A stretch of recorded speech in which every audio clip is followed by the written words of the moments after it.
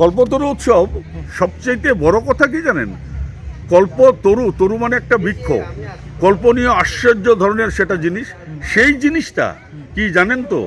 সেই জিনিসটা হলো আজকে ভগবানের যে চিন্তা ভাবনা, সেই চিন্তা ভাবনাতে যদি আমরা বসে তার জন্য বলি, সে আমাদেরকেই সবসময় আশীর্বাদ।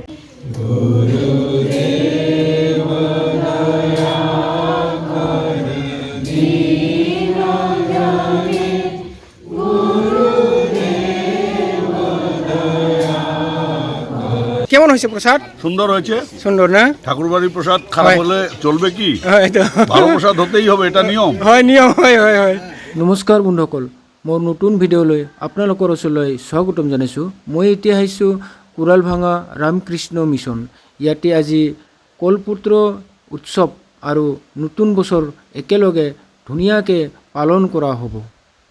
এই কলপুত্ৰ উৎসৱত আজিৰ দিনটোত আপুনি যি আশীৰ্বাদ খুজিব এইটোৱেই মনোবাঞ্ছা পূৰ্ণ হ'ব।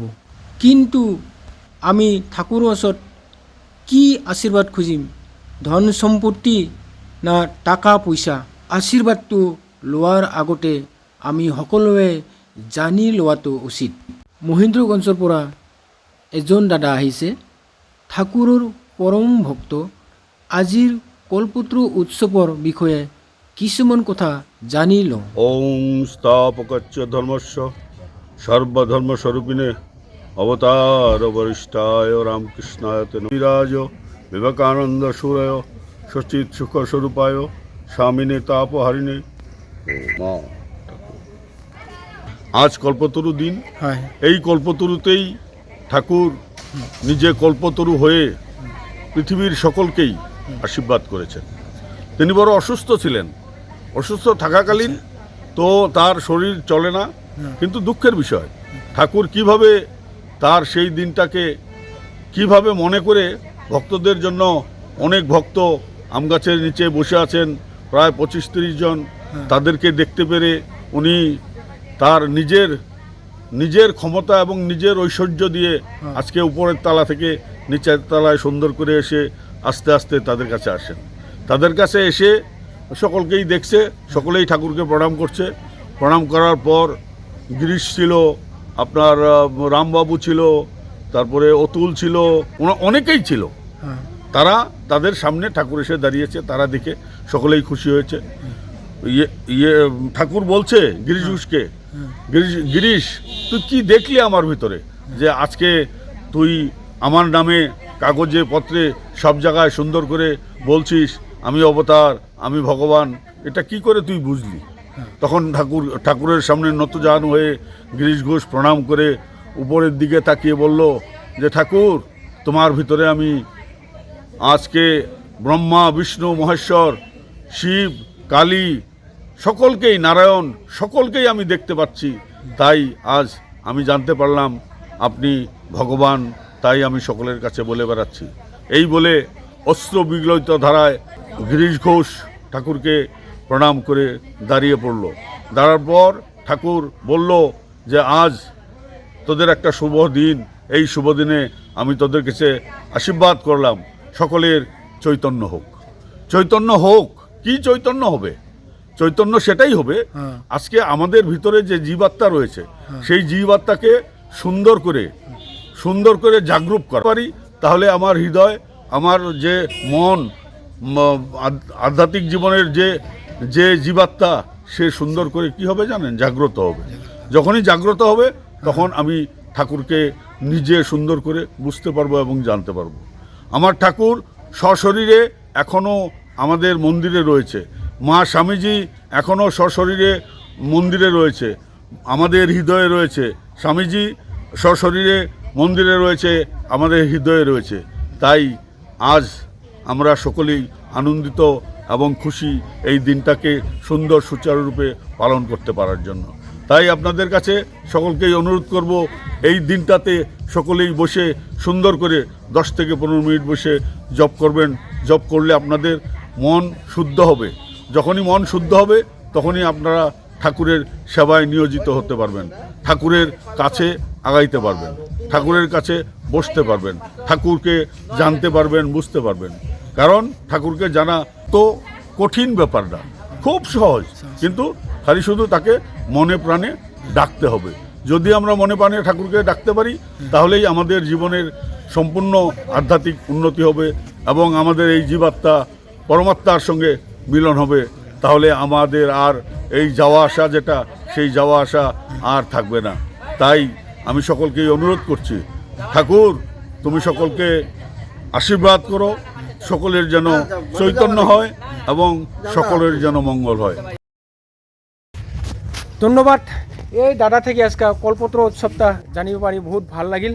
জানা নাছিলোঁ যে মন্দিৰত আহোঁ, প্ৰসাদ খাওঁ, খিচুৰি খাওঁ, কিন্তু কল্পতরু উৎসৱটা কি গম পোৱা নাছিলোঁ। আৰু আজিহে গম পালোঁ দাদাৰ পৰা কল্পতরু উৎসৱটা কি হয়। কল্পতরু উৎসব সবচেয়ে বড় কথা কি জানেন? কল্পতরু, তরু মানে একটা বৃক্ষ, কল্পনীয় আশ্চর্য ধরনের সেটা জিনিস। সেই জিনিসটা কি জানেন তো? সেই জিনিসটা হলো আজকে ভগবানের যে চিন্তা ভাবনা, সেই চিন্তা ভাবনাতে যদি আমরা বসে তার জন্য বলি, সে আমাদেরকেই সবসময় আশীর্বাদ। আৰু ইফালে মহাৰাজ ঠাকুৰৰ ধুনীয়া ধুনীয়া গল্পবিলাক ক'লে, শুনি বহুত ভাল লাগিল। মহাৰাজৰ গল্প শেষ হোৱাৰ লগে লগে আৰু এতিয়া হ'ব প্ৰাৰ্থনা আৰু কীৰ্তন। তো আপোনালোকক দেখুৱাইছোঁ, চাই থাকিব।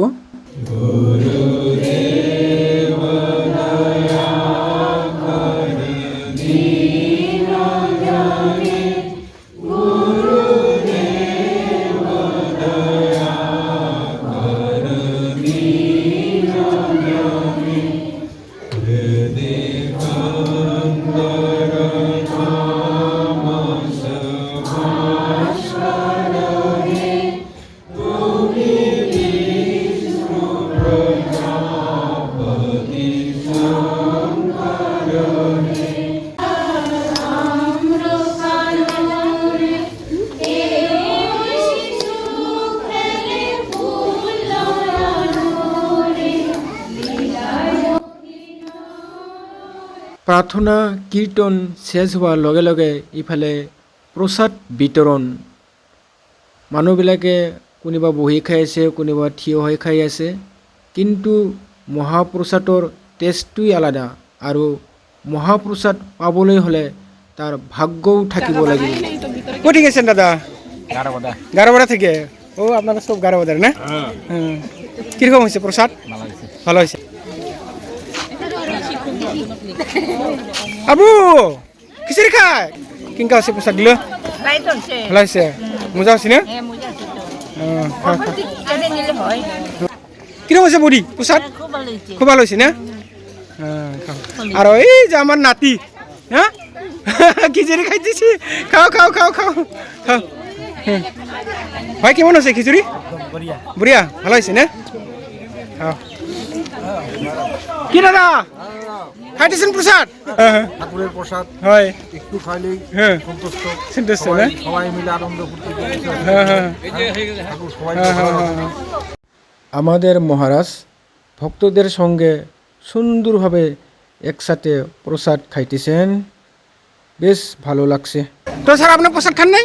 এই যে এখন খাবো। এখন খাবো? ও দিতেছেন খালি। জয় রামকৃষ্ণ। জয় রামকৃষ্ণ। ভালো আছেন তো না? ভালো আছি, সুন্দর। মহেন্দ্রগঞ্জ থেকে এসেছি। মহেন্দ্রগঞ্জ। আপনি ভালো তো? হ্যাঁ ভালো ভালো ভালো। ঠিক আছে, ঠিক আছে। কেমন হয়েছে প্রসাদ? সুন্দর হয়েছে। সুন্দর না? ঠাকুরবাড়ির প্রসাদ খারাপ হয়। হলে চলবে কি? হয় তো। ভালো প্রসাদ হতেই হবে, এটা নিয়ম। হয় নিয়ম, হয় হয় হয়। ঠিক আছে খান। বডি কেমন লাগছে? ভালো না? নিচ্ছি। ভালো আমি ভালো। ভাবলাম আমার ছেলেদিন খাবা না। ঠিক আছে। দাদা কেমন লাগছে প্রসাদ? ভালো। ভালো। কোনখান থেকে আছেন? তুরা থেকে। ও আচ্ছা আচ্ছা আচ্ছা, ঠিক আছে খান খান। কি ভাই প্রসাদ খায় কেঙ্কা লাগছে? ভালো আছে? দেখা কমাই লাগান আছে? ও বিরুপরা লাগান। আর মানগলি ফুরবাইছে, কি ফুরবাইছে, এঙ্কা খাওয়া লাগছে দাঁড়াই দাঁড়িয়া। তো বন্ধুসকল, আজিৰ ভিডিঅ'টো ইয়াতে ৰাখিলোঁ। আকৌ লগ পাম নতুন ভিডিঅ'লৈ। জয় হিন্দ, জয় ভাৰত।